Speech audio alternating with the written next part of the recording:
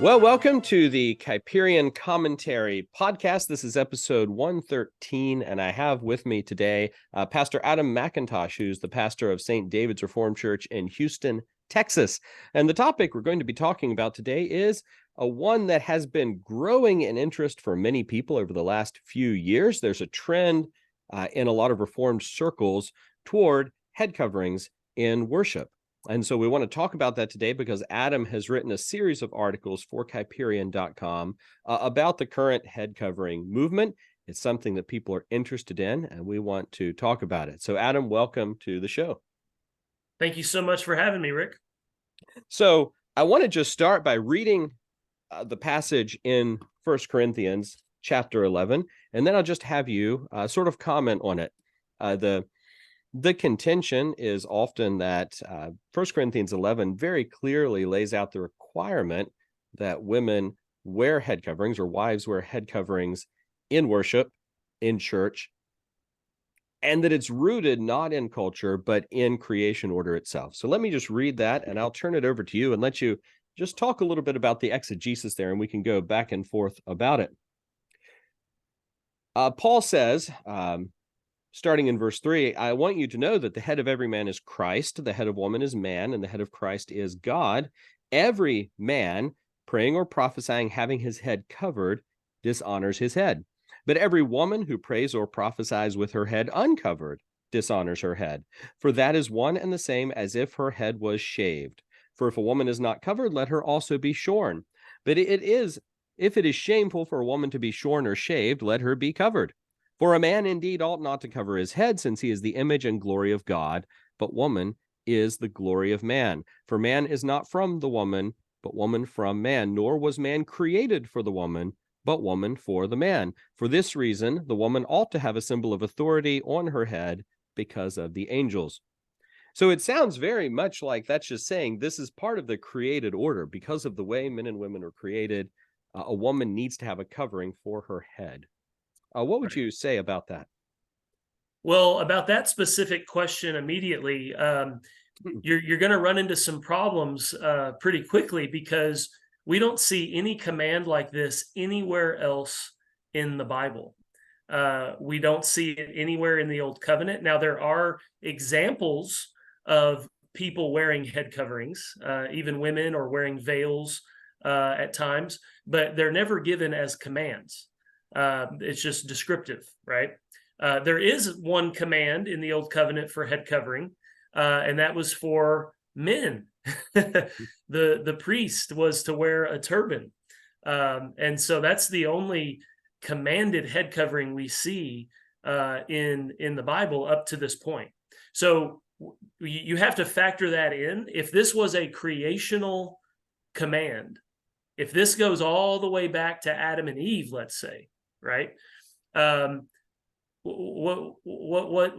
Where's the evidence for that? Why is it not listed in Scripture as a law of God? The other creational ordinances are, right? They are specifically laid out for us. We don't have to do guesswork on them. Right. He tells us very plainly what is required. And so I think it's an impossible position to hold that, this was some long-standing creational position that Paul is just reminding the Corinthians about, or maybe teaching them, but to me, it seems, no, this is something new for the new covenant. Okay. This has to be something different. Whatever he's trying to say here has to do with something about a change that took place in the new covenant. Well, and to support that a little bit extra biblically, and in some of my reading, I went through and read a bunch of different commentaries on this particular passage. And most commentators, even pre-20th century commentators, point out that, I guess, historically in Jewish synagogues, men had their heads covered and women had their heads uncovered in the synagogues and in the temple at Jerusalem. So just the opposite of what Paul is saying, it seems. Have you run into that, or is that something you've seen? Well, I don't put a lot of stock in the extra biblical sources. I mean, I think they are helpful and they're interesting. And so, yes, I contend that that's what the Jews did. In fact, one Christian commentator, and which one is escaping me at the moment, but one of them that I had read, he was trying to argue that Paul here saying that the man should be uncovered was for the purpose of distinguishing Christians from Jews. Interesting. Like if he thought, if a man had his head covered, he was basically Judaizing. It seems like a lot to read into the passage. Yeah, right. But yeah. Well, and that's the biggest thing here. I like in my blog series, I try to focus starting off on the fact that this is a very difficult passage. And head coverers will scoff at that. But it's true. And I'm not saying it as a cop-out, right? If Peter himself could affirm that many of Paul's teachings were very difficult, then certainly we can do that. And we just need to be honest with the text, right? And so my goal is not so much to give like the definitive interpretation. I actually think the burden of proof is on the one who says, oh no, it is an ongoing command, and here's how you do it. I think the burden of proof is on the head coverer to prove that. It's not the burden of proof of ours. We can look at it and go, this is very difficult. It's not certain. I do think there are a few valid interpretations you could choose. But the outcome of those valid options are that it's not an ongoing command. Right. Well, let's look at some of those interpretations, because if we're talking about this as a new covenant ordinance, something that must be done in the new covenant, we're still in the new covenant. So someone could make an argument that this is still in force. We're the new covenant people of God. So it says, every woman who prays or prophesies with her head uncovered dishonors her head. Why would that not apply to women in church today? Yes, and this is actually one of the most important questions that you have to ask about the text as you're doing the exegesis. He doesn't say that she should wear a covering all the time, right? What does he say? When she prays or prophesies. And so you really have to wrestle with that phrase. What does he mean by praying and prophesying? I have fallen on the position that he is talking about charismatic sign gifts. Now, again, I admit the difficulty that you cannot prove that with 100% certainty, right?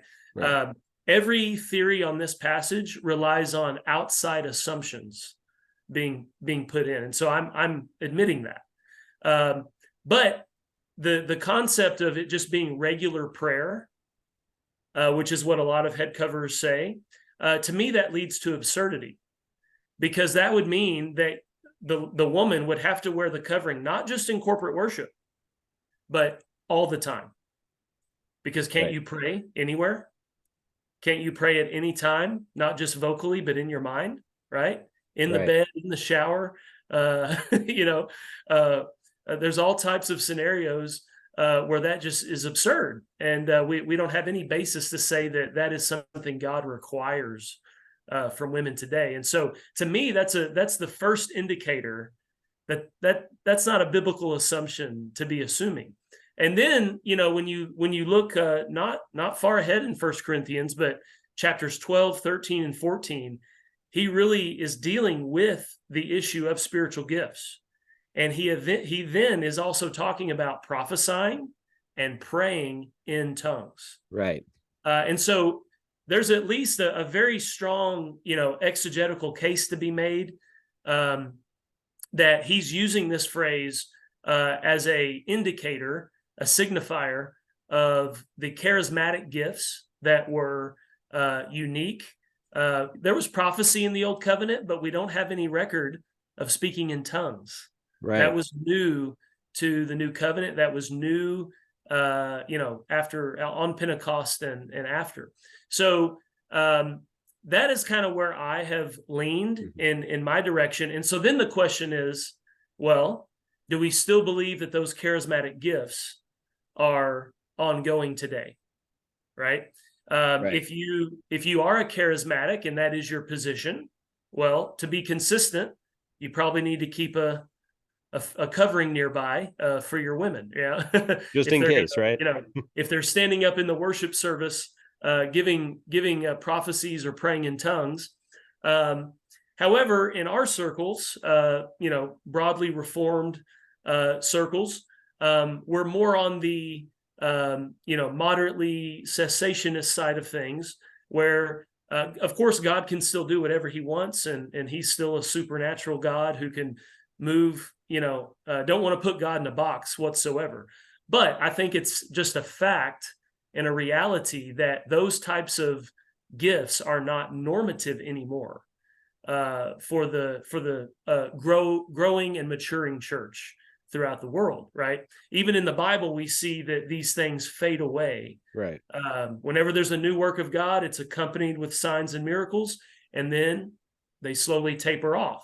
And so I think that's the situation we have found ourselves, at least in the majority of Western civilization, the Western church, and things of that nature. And so if you fall on that side, if you say, well, charismatic gifts are not normative anymore, well, then guess what? This whole teaching is no longer directly relevant anymore. Right.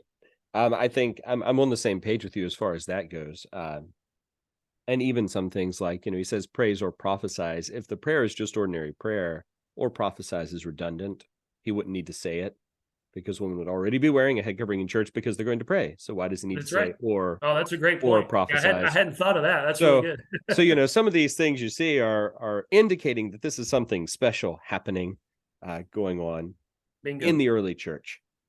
Now, you might have someone say, though, and I want to kind of shift gears a little bit here, that, okay, that may be a case you can make, but doesn't it stand in the face of everything that's gone before us in Christian history?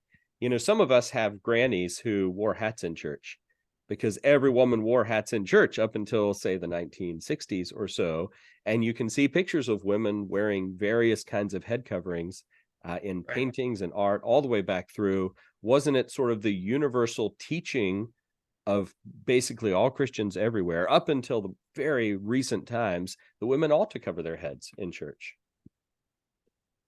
Well, this is a very interesting part of the debate, and it's actually one that I found that a lot of head coverers will focus on more so than they actually do the biblical aspect of it. So yeah, the claim is that, well, this is what all Christians did up until our modern time. And so a lot of head coverers believe that they are recovering, traditional conservative values. One thing that's interesting is a lot of head coverers will say, well, the reason we do this is, to show submission to our husbands, to be modest, and to kind of fight against feminism, right? But none of those things are in the passage. Right. None of those things are in 1 Corinthians 11. He says it's because of the angels. So then you got not because of the husbands. Exactly. She needs a symbol of authority because of her husband. Is not. It doesn't say that, right? Okay. And so then you've got to wrestle with, well, okay, that's the reason. What does that mean? What does because of the angels mean? But yeah, you do see a lot of people relying on history. And it is true. We don't have to deny the history. Yes, it was very common for women throughout history to wear coverings. But this claim is actually somewhat misleading because it obscures the full truth. And that is that everyone wore coverings. Right. Not just women. Men wore coverings as well. And you see this even into the early 1900s, in like American society and stuff. And really, from the research I've done, women stopping that practice and men stopping that practice essentially occurred around the same time together. And it doesn't make sense to me that, it was all because of feminism. Right. That's not why the men would have stopped, right? They would have stopped for other reasons. And there's actually some even YouTube videos you can look up of people exploring this question. Why did people stop wearing hats? And they point to lots of different factors, but just, modern innovations indoor plumbing, indoor air, hair products, Right. all these things that were changing in society and becoming more common in every household, now would make wearing a covering not as important and not as necessary. So, it can't be the case that, oh, this is all because of 1 Corinthians 11. Right. And I think you can demonstrate that because, again, we do see head covering even in the Old Covenant as a description, right? People were wearing coverings, even men, way before Paul wrote 1 Corinthians 11. Yeah.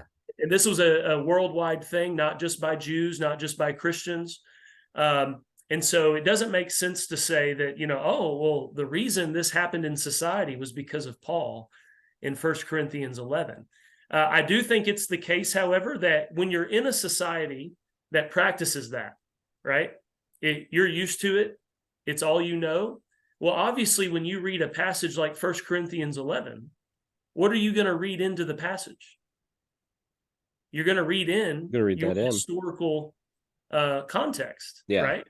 And so I think people would have made that connection, but it wasn't because of actual, proper exegesis. Yeah. It was more starting with culture, reading it back into the Bible, rather than starting with the Bible to determine culture. Well, even thinking about that, men wearing head coverings, I think, is a big thing to consider in light of this, because if 1 Corinthians 11 is normative, every woman who prays or prophesies with her head uncovered dishonors her head, then it's also normative that every man who prays or prophesies with his head covered dishonors his head, right? And our family was watching the movie Cromwell yesterday. I'd never seen it before, but there's a great scene where you have all the Puritans in church and the women all have their head coverings and the men are all wearing their hats in church while the Bible's being read, which was the practice at the time. And they didn't think they were violating 1 Corinthians 11. And also just, a few things for listeners to check out. You can check out a lot of these old commentaries for free online, but John Calvin in this passage, when he exegetes it, makes a defense of himself wearing his hat while he preached because he said his head got cold. Matthew Poole, who's one of the renowned Puritan commentators, basically says this passage says nothing today about whether women should wear head coverings regularly or not.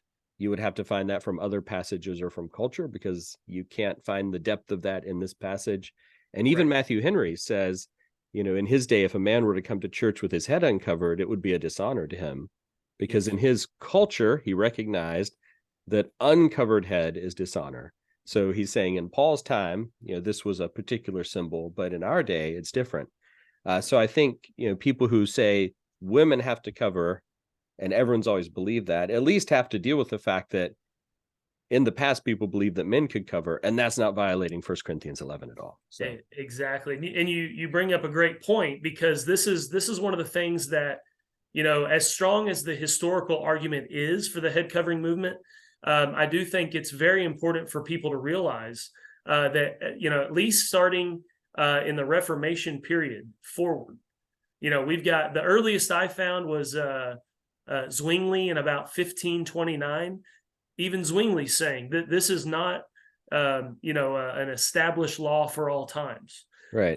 Then you've got the Lutherans saying, okay, it's good for good order, but it's not a matter of sin, not something for women to be burdened by, things of that nature. But then all the guys you mentioned, as well as others, Francis Turretin is one, Westminster Divines were others. And so we see these examples in the 1600s, right? Of guys saying, okay, this is not an ongoing command because the customs have already changed. We don't even follow this anymore, and we don't view this as an apostolic command for women for all times.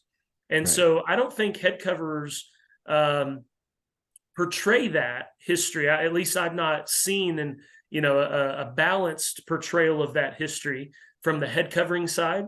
What you usually hear is kind of the exaggerated claim.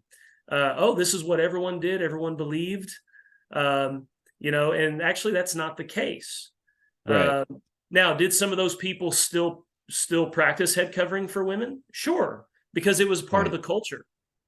But again, they were saying, hey, these customs can change. And so once they change, that's not a problem, right? It's not a matter of sin. It's not a matter of a command. And in fact, a very important point is when customs have changed in a society, it can actually be disrespectful and rebellious to try to bring it back. And I think that's where we get into the dangers, the potential dangers of trying to bring this custom back in our churches today, is that it can bring about division and sectarianism and things like that. Right. I'd like to talk about reasons for just a little bit here. We have 10 minutes left in our time together. And so one of the things I want to talk about is we've got this history, often not portrayed. That was one of my favorite parts about your article, by the way, is bringing up the rules of order, the what is it called? The Book of Order, Book of can't remember. The Westminster Worship? Directory of Worship, right? There you go. Yes, Yep. there we go. See, we're in the Series C, so we just have the Westminster Confession. That's right. If I were a PCA guy, I would have known that. But the fact that it doesn't mention that, and it's very detailed in everything you have to do for worship, but it doesn't mention that at all. I thought that was a really good point that you made. Thank you. So we do see a growing number of people wanting to practice head coverings in the church today. I think there's a pastoral reason for it. I think there are reasons that it's happening. If you go back 20 years ago, aside from Amish, Mennonites, German Baptist, people who already cover all the time, I would occasionally run into a family where the wife is covering. Not common, though. I'm seeing it more and more now, especially among young people. So 20-something, newlyweds, really interested in head covering. Pastorally speaking, what do you think is the reason for that? What's driving that interest? Yeah, that's a great question. In my estimation, I think a lot of it is you've got younger families who love the Lord and who are wanting to obey the Bible, and they are coming into deeper truths that they didn't have growing up. They're coming into Reformed theology for the first time. It's a new thing for them, perhaps. And whenever you're, on that trajectory, it's a very natural question to ask, what else am I missing? Right. What else is wrong with society? And so then when they dig in and they see this passage, they see the historical arguments and everything, right? To them, it's like, oh, well, this only faded away because of the rise of feminism, wives wanting to disrespect their husbands, women wanting to be more immodest in society. And so they see it, I think, as a kickback against all of that, right? Like, we're reclaiming the culture. We're reclaiming, our submission to our husbands. We're wanting to be modest, right. And things like that. And so as far as the heart is concerned, I think, we should say, well, that's a good intention, right. that you want to follow the Lord. If this is a law, right, we should be obeying it. And so I see your heart there, that you want to do that. And so as far as it goes, that is a good thing. However, it all boils down to, what does the Bible actually say? What does the exegesis actually reveal? And if it's none of those things, then what other reason is there to be doing it? Right. Any value they attach to it is just going to be subjective and man-made, right? And so to say, oh, this is what we should be doing, and then you make it a matter of obedience to Scripture, people aren't going to respond favorably to that. Right. Well, and I think that's as a pastor, that's one of my biggest areas of concern. If someone wants to wear a head covering because they feel like that's, showing submission to the husband, and we live in a time when the roles of men and women are under assault like never before, the trans confusion and the LGBT agenda is everywhere. I can understand people wanting to say, well, we're going to, in a very visible way, rebel against that. And if someone wants to do that, I don't have a personal gut reaction against that. But as you said, the problem is if you're doing it, it's because you believe God has commanded it in Scripture. Absolutely. Which also necessarily, logically implies, whether you've worked it out in your mind or not, necessarily implies that those who aren't doing it are in disobedience to God. And that's concerning. That's where the concern comes for me, is that this could sow division. Yeah, I totally agree. I know of situations where that has happened, even maybe unintentionally. Right. Head covers will say, "Oh no, we're not trying to be, divisive over this. We're not trying to be evangelists about it." But actually wearing it is itself sending a message. And now I think it's totally fine. It's not a sin for women to wear coverings, and I think they can do so for style and fashion and all of that. But pastorally, there is an issue if you're doing it because you think it's a biblical command. That does lead to some problematic areas. And so I would say, one thing I've noticed as far as, this kind of growing trend, I do see in a lot of what I call podcast culture, there's a lot of podcasts right now going on about, how to be a traditional wife. And a lot of them are promoting head covering and stuff like that. And what I'm concerned, though, is that people are listening to these podcasts. They're being convinced of a new position and starting to practice it without ever going to their local pastor. Oh, that's a good point. And asking their local pastor, "Hey, what's your wisdom on this? I see that your wife's not a coverer. I see that the church is not a covering church. Help me understand why." Right. And I know of situations where that didn't happen, where people, they started adopting the practice without ever going to their leadership to get their take on it. And so that is disturbing because it kind of could potentially lead to, showing signs of disrespect of the local church. And so we want to focus on that rather than, hey, get all of your spiritual nourishment from these podcasters, elsewhere. Not that it's wrong to have a podcast and do interviews and stuff like that, but always to be tempered and balanced, with submission to your local church and their positions on it. Right. So in other words, it would be bad to try to make sure a wife is showing submission to her husband by weakening the family's submission to their elders in the church. Absolutely. In essence, right? I think because it's not real. Right. That's not really showing submission if you're separating yourself from your church leadership and saying, "We're not going to submit to them, but honey, I want you to submit to me because I'm your husband." Yes, and that's a problem, right? So. And let me say at the end, there's no disagreement that we should find ways to push back against the culture, to push back against the radical feminism and all that type of stuff. The question, though, is this how to do it? If it's not coming from a biblical principle that's certain, then we can't say that that's the way. Right.